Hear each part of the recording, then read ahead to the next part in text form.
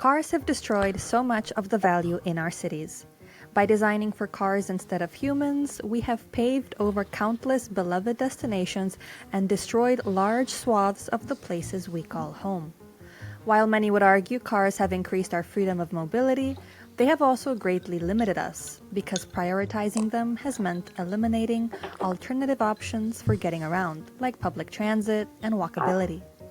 Investing in a car-centric world has meant disinvesting from a human-centric one, and we are seeing the consequences of that play out in almost every aspect of our lives today, from our health to our prosperity to our environment.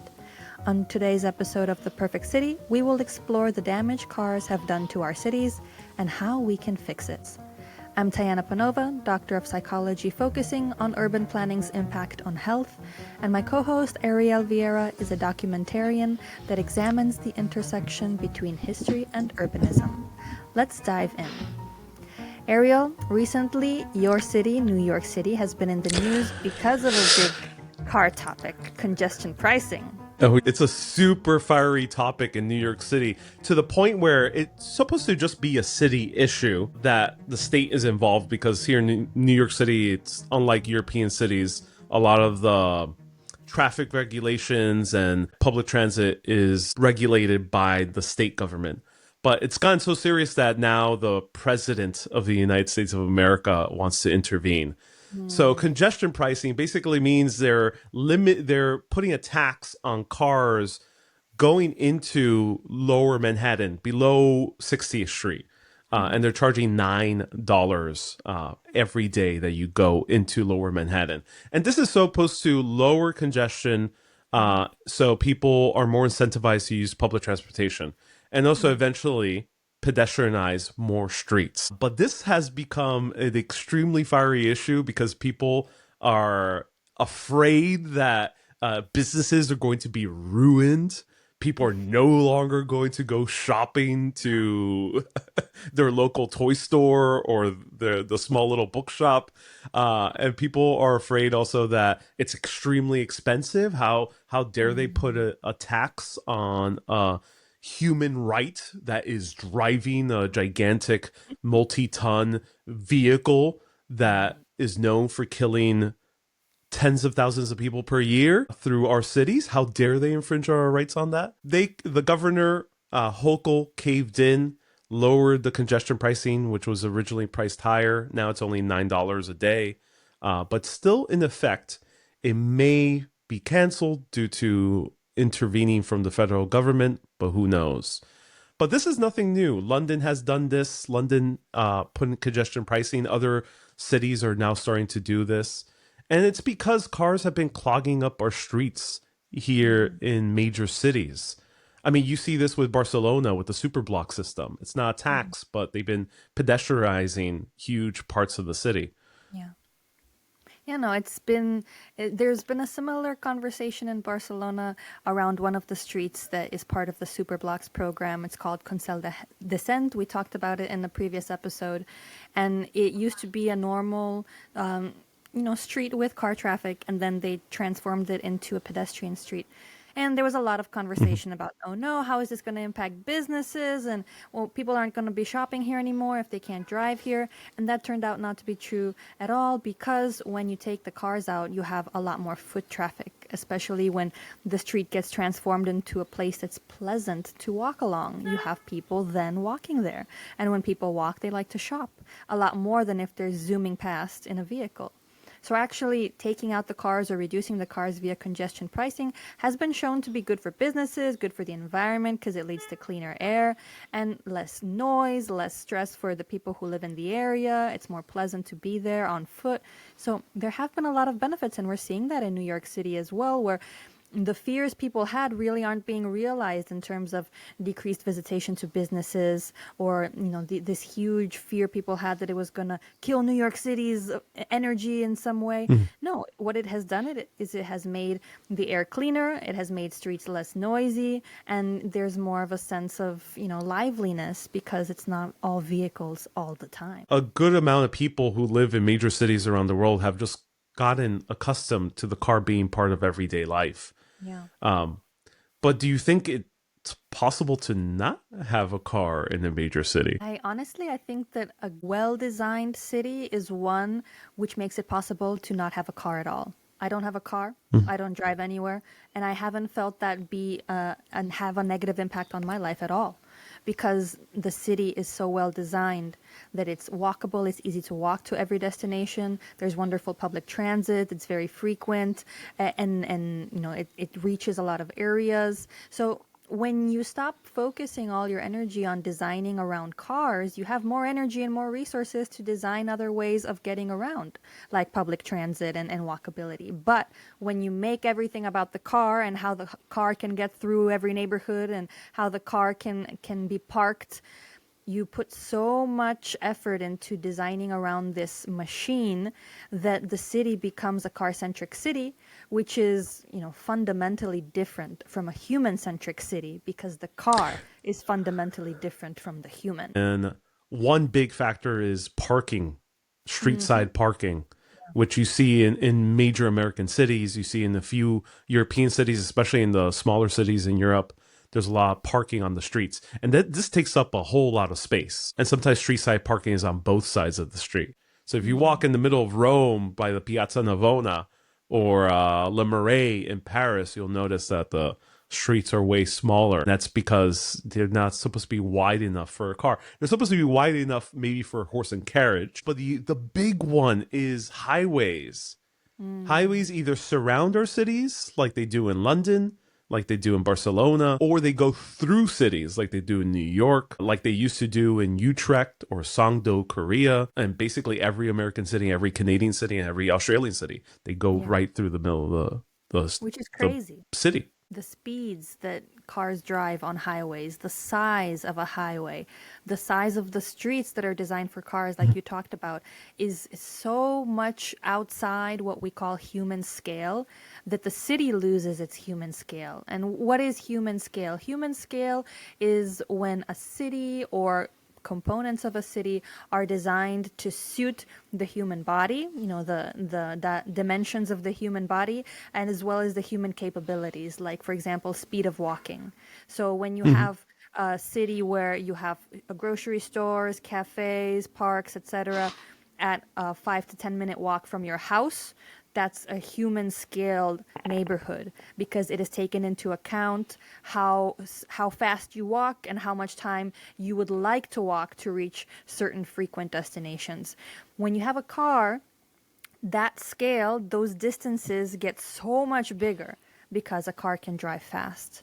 And so the cities, when we had the car boom in the mid-1900s, city planners started to think, well, the car can drive a lot faster than the person can walk, so we can put things at a larger distance, and people will be able to reach them in a similar amount of time. And so everything started to stretch. Everything started to stretch and to sprawl. And you got now what we know as suburbs or other kinds of low-density environments that were designed around the capabilities of the car and how fast it could go, versus the capabilities of the person and how fast the person can walk. And that is what has been happening all over the world, and why we now have so many cities that, like I mentioned earlier, are designed for cars, which makes them fundamentally opposed to a human-friendly design. That's one thing, is the scale, but then it's also the speed. Like when you have, like you said, highways through cities is such a crazy concept, considering what a person, how vulnerable a human body is, and how powerful and dangerous the machine of a car is. And to put those two close together is a recipe for trouble. Also, the noise that's produced by a car, it's not the same as a horse and carriage that was mainly used for personal transportation before the car. Stand by a highway is significantly noisy. Whenever I try to record a video about highways, people always complain, hey, why is the audio so shitty? It's because there's a highway next to me. I mean, the noise pollution is insane in car-centric areas. Just today, I was walking and trying to make a video about this street, and I was comparing it to another street, which was pedestrian, and this street had cars going in both directions. The level of noise, the difference in noise between the pedestrian street, where the noise is basically made up of people chatting, children laughing, these pleasant small sounds that are ambient background noise. And then you have the terribly noisy sound of wheels against pavement and the horns honking, and it's so unpleasant and so stressful when you have that noise pollution over a long period of time constantly. It really erodes mental health because it's so frustrating and irritating. And New York It used to be does. full of it. And you grew up in Chicago, right? Yeah, I grew up in Chicago. I grew up in the city for a few years, and then I was in the suburbs. So I had both experiences.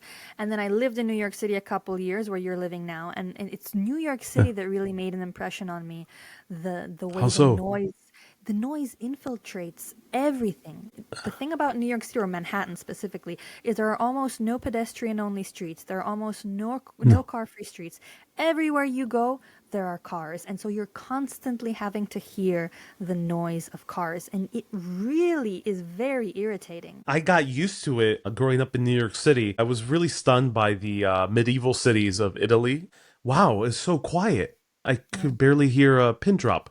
And that was in a small city. But then I went to the larger cities of Netherlands and then parts of Barcelona, like Alborn. And I was really stunned, like, oh, this could work for big cities as well, where you Yeah. don't have tons of noise always surrounding you by Mm. cars. Because cars it's like similar to an air conditioner. It's kind of easy to kind of zone out if you get used to it. But there's an upper limit. Highways being one of them. It's hard to zone out completely a highway, and it does have an effect on our bodies. It affects our stress levels, our cortisol levels. Yeah, I mean, when Yeah. you're constantly hearing, first of all, cars are dangerous.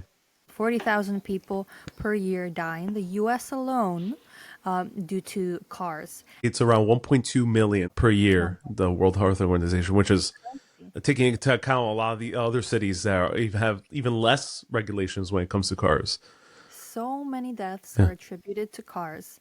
And a lot of it is because we're putting cars close to humans. We're putting cars close to pedestrians. So if you have, for example, cars out in the country driving between cities or between states on the highway, that's not the same as putting highway-sized streets in the middle of a city where people are constantly walking, crossing the street. When you have people interacting with cars like that, that's where the danger happens, because a person walking outside of a vehicle is so vulnerable to impact. So if they make a wrong turn or they get distracted by their phone and they walk in the path of a car, that is incredibly dangerous. So there's no space for these kinds of wide streets or speeding vehicles in cities. Cities are places where we should have pedestrians, socializing, shopping, we should have commercial activity, and we should have public transit for people who want to get around, because public transit, for example, trams or even bike shares, it's much different in terms of lethality and danger than it is to have a bunch of cars driving together, trying to cross paths with each other and making all kinds of erratic movements that put people in danger. I think it's very important for us before we continue to trash cars, because we will trash cars. Is to kind of get into the mind of what is the allure of the car, Yeah. because I think in order to dismantle a system appropriately without being too harsh about it is to understand why it's there in the first place. And this started basically in the early 1900s for America. The main allure was personal transportation that was more efficient. But even then, when the cars started being sold to mostly rich individuals in the early 1900s, they were seen as reckless, dangerous, and they called them child killers, because and they would explode these vehicles, so much so that people were really against cars from 1900 to about 1920. It's only about 1920 with the Ford Model T and the Mm. personal vehicle being way cheaper that people Yeah. started buying cars in droves. And Yeah. America saw big dollar signs with the automotive industry because it was a Yeah. very, very profitable industry. A lot of people think America was built for the car. No, America was built prior to the car. America grew all across from the East Coast to the West Coast a few decades before the car. Cities like Chicago started being built in 1830. Basically, all those cities in the Midwest, all 1830s, 1840s, 1850s. Same thing with all these cities in the West, 1860s, 1870s, 1880s. It was the car that had to be adjusted for the city. So we started carving our cities in order to accommodate for the car. As we mentioned, highways running through it. We had to curve certain streets in order to accommodate the nature of driving cars, which is not necessarily the nature of walking. You don't need curvy streets for walking. Actually, curvy streets for walking is a bit weird. It's better to have something a little bit straighter. But I think the main allure that we had with the car was the sense of personal freedom of being able to drive everywhere. But I think it's fundamentally incompatible with cities, with the urban environment. We think it could be combined, but it has proven otherwise. Well, you spend a lot of time in Europe as well. What because Europeans don't have this kind of sense that cars belong in cities. Some of them, yeah. What do you think? What's your perspective on that? Because European cities are so much older, I think that they had more time to create a way of life without cars, whereas the United States, historically, it was going through a very important period of development and growth right around the time that the car came on the scene. So like the suburbs are pretty much a direct response to the car being so widely available and driving so fast, so it could get people out of the city core faster, so people could make their homes and neighborhoods much further away from their jobs and commute. So the suburbs were kind of a product of that car boom, and people wanting to have it both ways. They wanted to have opportunities in the city, but they also wanted to have the tranquility of being in the country when they were home. So the combination of these two different desires is what led to this creation of these new kinds of living environments of the car-centric suburbs and suburban sprawl. But yeah, I think the great appeal of the car is that people feel like it gives them a sense of independence and freedom, and it's so pronounced in the United States because those are values at the core of American culture. I think the core of American culture is this desire to be free, to be independent, to be able to go wherever you want, whenever you want, and to not, have really limitations put on you, to be able to be powerful because a car is a powerful machine. So cars, the essence of cars, I think really aligned with the American culture and values, which is why that they were so embraced in the United States. But I think that there is a very important point here that we need to bring up, and it's that to a large degree this idea that cars give you freedom is a myth, or it's very limited. It's a fallacy. It's a fallacy. It's not exactly true. To some extent it is true, and we need to acknowledge that because, and this is why, when you have environments created for the car, like car-centric suburbs, suburban sprawl, then you are dependent on the car to be able to live in those environments. You need a car to navigate those environments because they have been built for people within cars, not for people walking around on foot.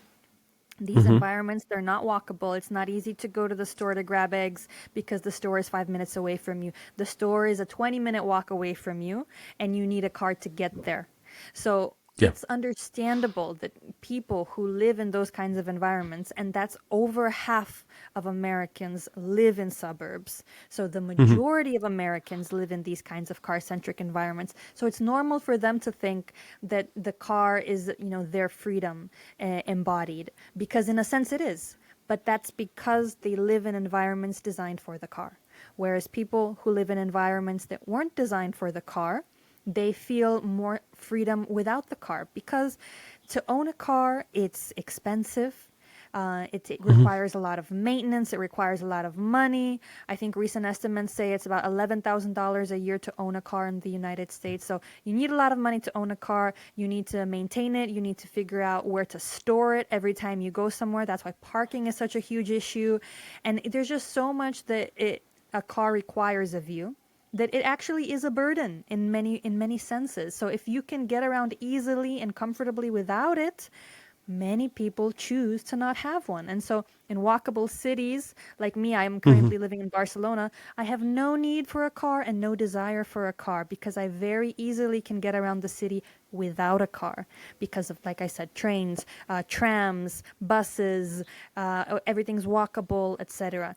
But I have that feeling, I have that experience because my environment is not car-centric. For people who do live in car-centric environments, for them, the car is a way towards more independence and freedom. And that's the issue here. And it is a fallacy because we tend to separate suburban and urban. But if you really get to the bottom line, they're not really different. They're both urban environments. So since we build an environment that needs the car, we're forced to use the car. But the thing is, people... This is the thing that I see a lot of America, especially when I make content about highways and cars, and my arguments against them is people think that trains and infrastructure that is more walking friendly, trains, buses, trams, they think that that is requires a more heavier system of government, more hands-on system of government, more socialist type of government, because they have to take upon the efforts to build this for everyone, and then only the government has a say on how we build our trains. But the real fallacy is people don't realize that in order to build car infrastructure, it's the same exact thing as a train. You're dependent on the government to build the roads. You're dependent on the government to maintain the roads. You're dependent on the government to build the highways. You're dependent on the government to lower the overall cost of cars being manufactured so most people can afford it. Yeah. Yeah. That's the fallacy. Cars is not freedom. It's not, because like you said, you are still very much limited by the streets, where the streets go, how well maintained the streets are, and not to mention the traffic. Because I think that that's something that is very ironic when we talk about, oh, my car can get me anywhere faster. But if everybody's car is getting them from A to B, that means all those cars are on the same limited streets and you have a bunch of traffic.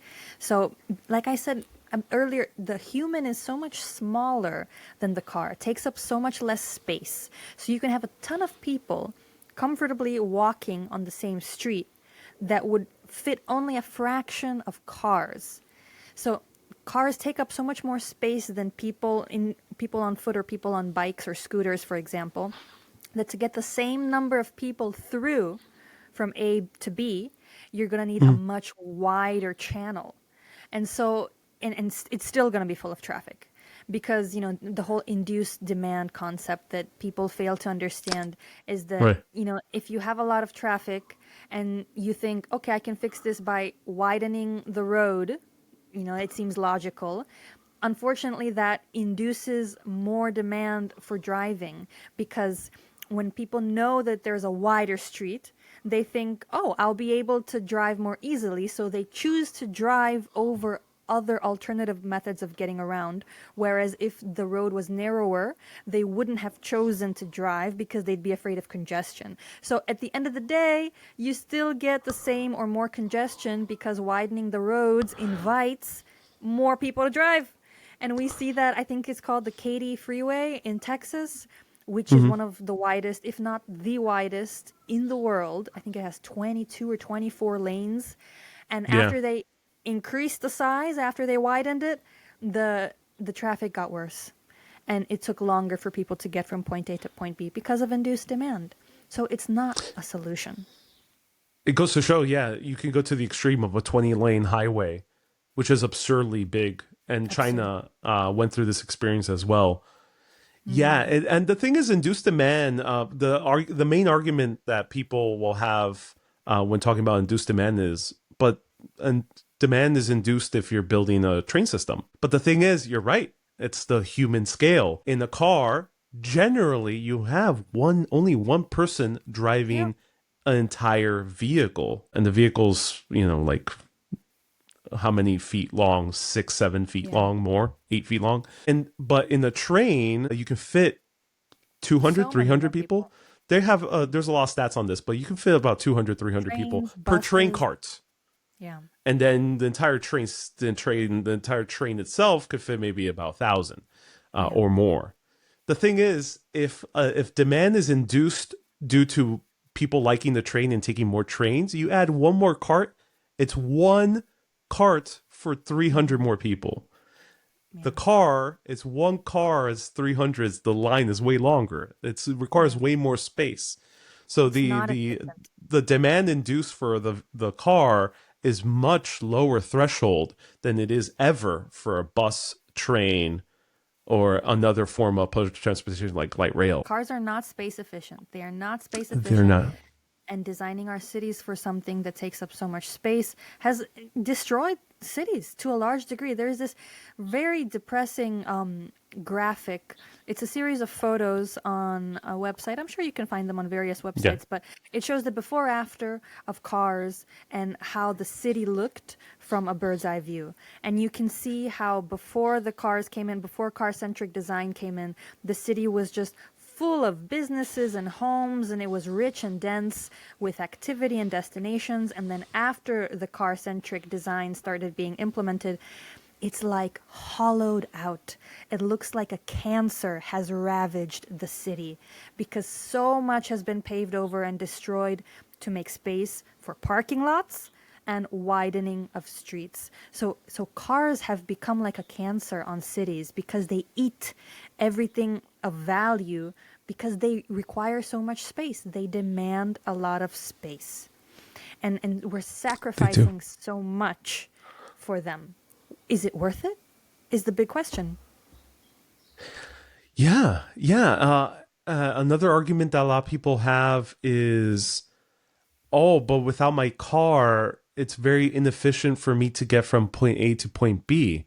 I will be dependent on the route of a bus, a light rail, Mm-hmm. or a train. Mm-hmm. Um, that meaning that I won't be able to get where I want to go. But Mm-hmm. that's a bit short sighted because if you start densifying Yeah. cities, because you start removing the space inefficient Mm-hmm. cars Mm-hmm. from a city center or a neighborhood, Yeah. then the where you need to go is right by where the public transportation is going, or Yeah. where you have to walk to or bike to. Exactly. Your destinations become more condensed, more close together because you don't have enormous parking lots pulling them apart and creating all of this empty space, which is what makes your destinations so far away from each other. Like so Yeah. many vibrant city centers in European cities can fit inside of one Walmart parking lot. Ah, yeah, yeah. Or a one highway off ramp. Yeah. I mean, Yeah. we have such an inefficient use of space, not only in the US, but in a lot of countries, in Canada, in Australia. Like, there's an inefficient use of space, and I think that comes from the fact that there's a lot of space. The United States, Canada, and Australia, all three are very big countries. They have a lot Mhm. of space. And so they have the incorrect belief that, oh, I have a ton of space. I can just waste it. Who cares? I have so much. No, just because you can doesn't mean that you should waste that space because when you design and develop strategically, thoughtfully, you design better places. It's not just about the quantity of space that you use, it's the quality of how you use it that determines whether it's a good place or a bad place at the end of the day. So wasting space may be possible, but it's not wise, it's not smart, and it has negative impacts on the quality of life of the people who need to use that space. People also think that cities are expensive, trains are expensive, and that car centered urban environments are cheaper. But that is not the case. Car centered urban environments are very expensive. The more sprawl is not just the roads that are sprawling, it's the entire infrastructure underneath the roads, light and water supplies Mm-hmm. that is requiring way more sprawl, way more distance, way more maintenance because the longer electrical line is underground or above ground, Mm-hmm. it's more to maintain, and the Absolutely. expenses go up Go and up, up and up, up. up. So the costs are invisible because in America, the federal government subsidizes those costs. They cover the overhead costs because it still benefits on a federal level for us to have car infrastructure due to our entanglement with the automotive industry and everything that's related to it. But those costs are just starting to catch up with us in America. The suburbs are starting to deteriorate very rapidly.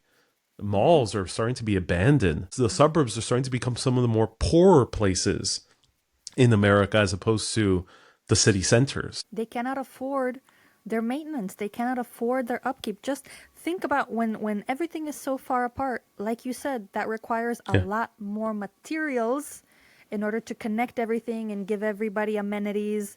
It just requires a lot more, not only more materials, but then also more manpower to manage, to maintain it, to repair it, to clean it, to everything it. So when it's fresh and new, it looks nice, big and nice and sprawling, but in a couple of decades the bill comes because all of that infrastructure then needs to be repaired because of wear and tear.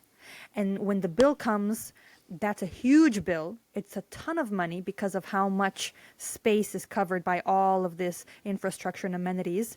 And then there's no money because there are no businesses in sprawling development. There's no, thriving commercial core like we've talked about before. Mixed use development is very rare because these areas are usually zoned in a way where there's only housing in a huge expanse of space. It's just houses, so there's no businesses. Where's the money coming from? And like you said, it's subsidized. And actually, those denser mixed use cores where you have businesses and residences close together, where you have services, those are making a lot more money and are more financially efficient and resilient than that sprawling car-centric infrastructure and development that we see the majority of Americans living in. And like you said, it's falling apart because the bills are coming due and people are starting Yes. to realize that, and it's not really clicking what is happening because those areas have always been considered the rich areas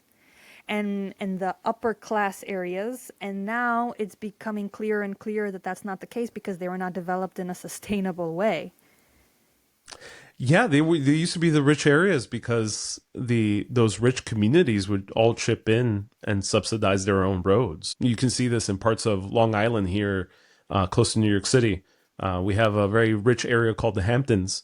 A lot of those roads are maintained by the communities because they have the money to do so. It's some of the more wealthiest people in the world are living there. We mentioned the economic impact. We touched upon the psychological one. Also, the environmental one. I think people, for some reason, associate cities with being environmentally unfriendly, detrimental to our green spaces, detrimental to the sanctity of our earth, and then they attribute the suburbs as more environmental friendly.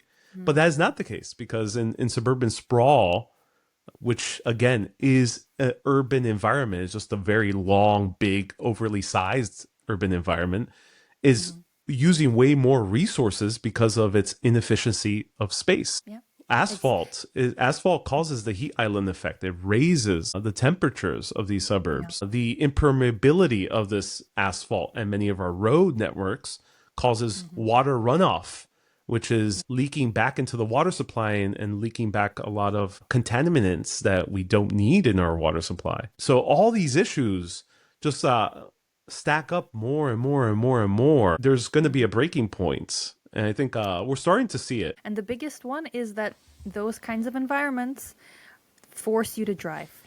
So when you live in that kind of sprawling area where your closest grocery store is a 20-minute walk away, but a 5-minute drive, you are forced to drive. So everybody must drive in order to live in those kinds of places, which means a lot more driving. Whereas in cities that are more compact and densified with mixed use, You don't have to drive if you don't want to, and most people don't. In New York City, most people don't drive because they don't need to, because the grocery store is 1 minute walk away. So why would you even bother to get your car out, even if you have one? You don't need to. So the amount of driving in a city is much less necessary, much less required than it is in a sprawling environment like a suburb. A lot of cities have permitted cars to be dominant on the streets. They don't need to be. That's why, congestion pricing is such a smart idea, because New York is so very walkable and it has robust public transit. You don't need to drive. You have alternatives. And that's just the way a city is, because it's dense, because everything is at a walkable distance.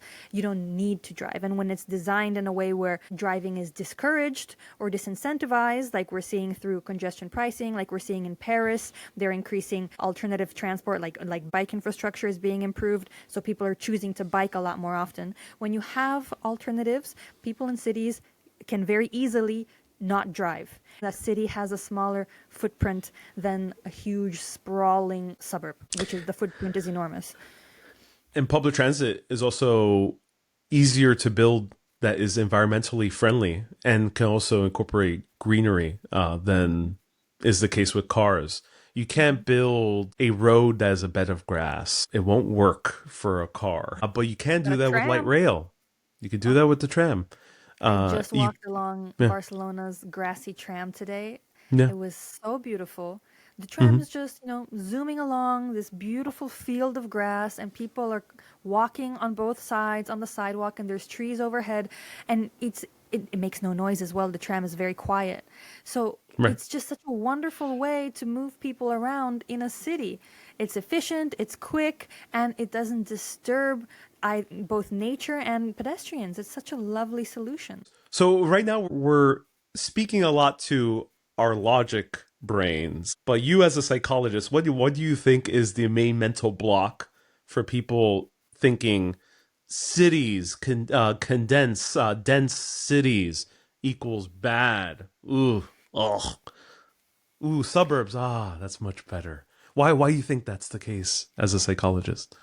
Well, I think people associate, ironically, cities with cars. And the Okay. noise of cars and the Okay. fumes of cars and the pollution and the angry drivers. I think when people think of a city, they often think of New York City that's full of cars. Right. But that is avoidable. A New York City should not be full of cars. That was a choice. And now they're trying to make a different choice, which I think is very commendable, and it is working very well so far with the congestion pricing. They're trying to take out all those cars because those cars don't need to be there. It was a choice to allow them to be there and infiltrate every aspect of the city, but they don't need to be there. And because a city is such a compact place, when you have the big spacious cars all throughout it, the cars feel much more present, and their presence is much more noted, and it makes a bigger impact on how we perceive the experience of being in a city. Whereas when you're in the suburbs, because everything is so spread out, you can easily avoid seeing cars if you are walking through a giant parking lot or in a residential area. So it just makes less of a visual and sensory impact on you because of all the distance between everything. It's more spread out. But in the city, if there are cars, you really notice them more. So cities like Paris or Barcelona or Amsterdam or Copenhagen that are making efforts to take the cars out, they're so much more peaceful and beautiful and relaxing and pleasant places to be in. And I think most people don't envision them when they think of the word city. They envision places like New York. And the main differentiator is the presence of all of those cars and all of that traffic. So gradually, I think people's association between cities and cars will fade as long as we keep making changes to reduce the number of cars in cities and make more changes to them that are human friendly, like adding more street trees. Adding more greenery to cities is so important to creating more beautiful places and more tranquil places. Something that people love so much about the suburbs is all the trees, all the green, which they feel is like nature.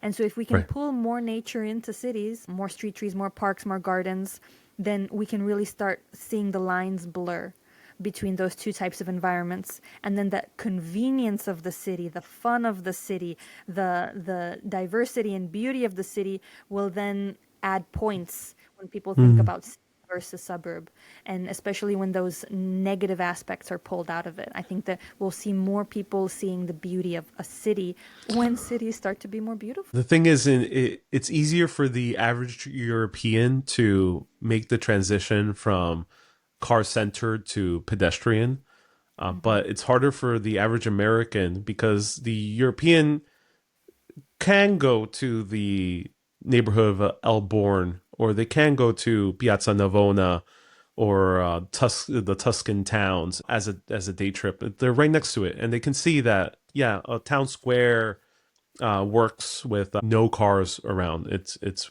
beautiful and scenic. Yeah. But in America, it's very, very few places that we have quick and easy access to that are like that. So it's not even within the realm of existence for many Americans to see a town square that's fully pedestrianized. It's not something that people experience. They only experience it when they go to Europe, and when they go to Europe, they love it. But to them, that's a different continent. That's a different world. So, they think that's history. They don't think that could be present.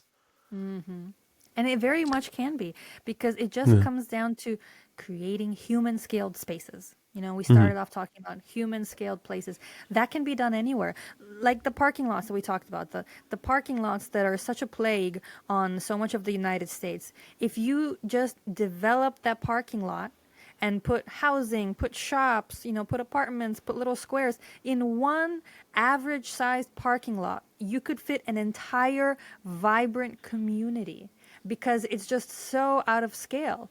And so we have a lot of opportunities, actually. It's just a matter of deciding to deprioritize cars and car infrastructure and reprioritize pedestrians, cyclists, public transit. We can make that choice. It's not beyond the realm of possibility for us to change the way things are even now. Exactly, because this problem can seem very huge. Oh my God, we're changing the fabric of America. I'm using America as the prime example because we're both raised in America, but that it seems like an insurmountable challenge.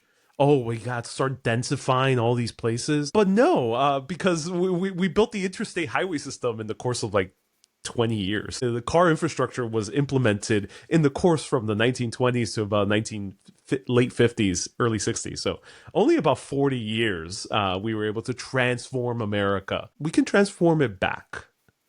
We can. And many places have done so. You talked about the Korean highway that was transformed into a wonderful park. That's a very popular destination now.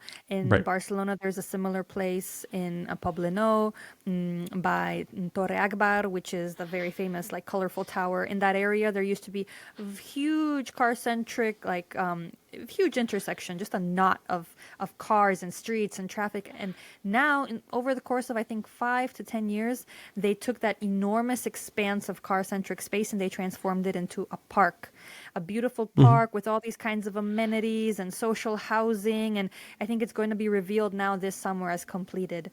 And I'll probably do a video on it. But, in a relatively short span of time, they took this huge car-centric space and they transformed it back into a human-centric space. And we can do that. Humans are adaptable. Cities are constantly changing. That's history, is cities just changing and adapting to when people realize something makes sense, they change the city to adapt to that. We shouldn't be worried about change because it has been a constant throughout our history, and we can change again. We just have to decide that it's what we want.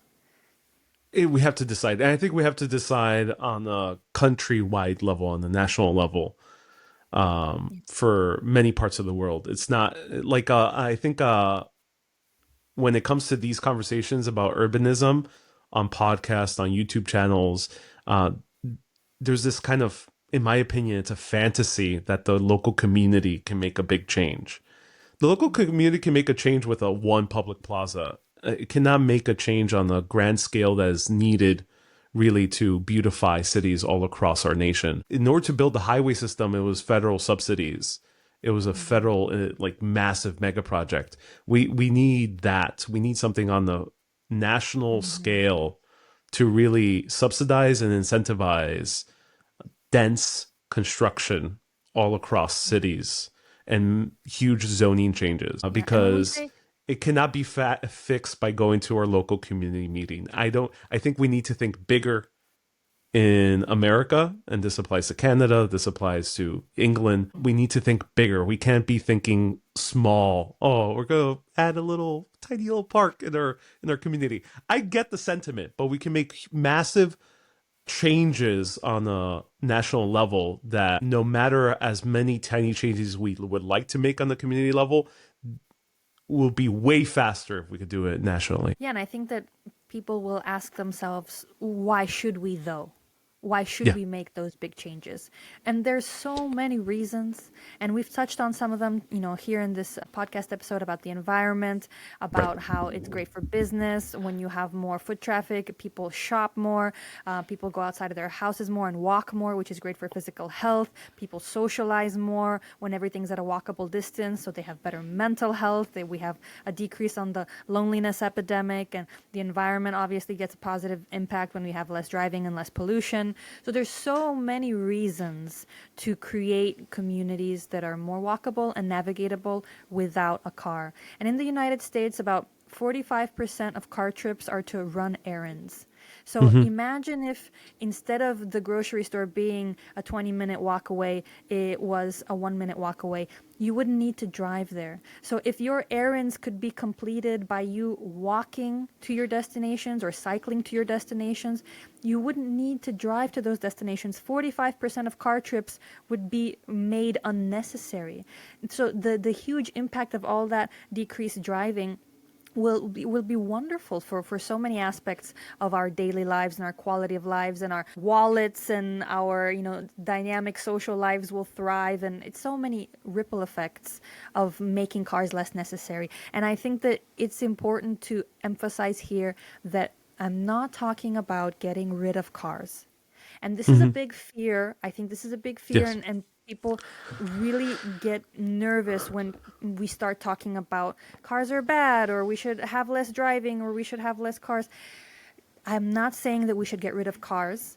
I'm saying we should make driving optional by introducing more options. In that case, if you have more options for getting around, then you can choose what you want to do. And if you want to drive, you can drive. But you can also do other things if you prefer, like cycle, walk, take the bus, take the tram, etc. The more options you have, the more freedom you have. Because if you are forced into one option by the design of your environment, that's the opposite of freedom. That is a limitation on your freedom. Your behavior is being forced into one thing because you just don't have options for other things. So that's very limiting. We're not trying to limit options. We're not trying to take away cars. We're trying to add more opportunities for getting around so we can increase the diversity of experiences people can have. So I think that's Mm-hmm. very important to emphasize. It's not about getting rid of cars. It's about making cars optional and not necessary for every trip and for every behavior. You made a great video about the common complaint that we need cars to do our truck deliveries and we need Yeah. cars to do emergency services. Yeah, And yeah, you we do, but we they could be have them. smaller and they can navigate Exactly. through more dense streets. Exactly. People are always like, well, what do you mean take the cars away? Then how are businesses going to get goods delivered? How are Yeah, emergency vehicles going to get through? With cars. In with walkable cars. Yeah, cities, there are still cars. That's a common so misconception yeah. that walkable cities don't have cars. Yes, they do. Walkable cities also have cars, but the cars are limited in where they can go and at which hours. So, for example, delivery vehicles for stores have a certain period of time that they're allowed to be on the streets, for example, early in the morning before the pedestrians come out. So, there are cars, and cars are necessary and important, but there's a way to limit their presence. And like you said, their size as well. Yeah. The fire trucks, for example, in the United In States are yes, enormous. enormous. Yeah. Enormous.